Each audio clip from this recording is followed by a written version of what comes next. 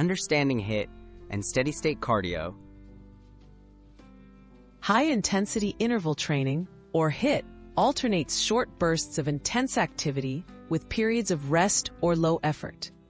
Steady-state cardio, on the other hand, involves maintaining a consistent, moderate intensity throughout your workout.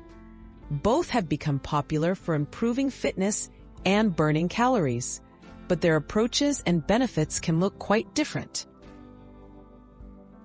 Benefits of HIIT workouts. HIIT sessions are known for their efficiency, often lasting 20 to 30 minutes. They can help burn a significant number of calories in a short time, boost metabolic rate after exercise, and improve cardiovascular fitness. Many people find HIIT challenging but enjoyable due to its variety. It's especially useful for those with limited time but looking for maximum results. Benefits of steady-state cardio. Steady-state cardio, like jogging, cycling, or swimming at a moderate pace, is easier to sustain for longer periods. It's gentler on the joints and suitable for all fitness levels.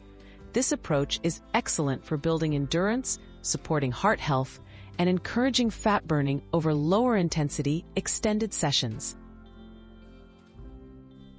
Drawbacks to consider. HIIT, while effective, can be intense for beginners and carry a higher risk of injury if not performed properly. It may require more recovery time between sessions. Steady-state cardio, though less risky, often takes more time to achieve similar calorie burn. It can also become monotonous, leading some people to lose motivation over time. Which is better for results? The best approach depends on your fitness level, goals, and preferences.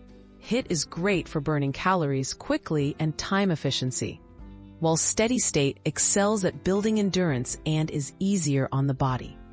Many fitness experts recommend combining both HIIT and steady-state cardio for well-rounded cardiovascular health and effective weight management.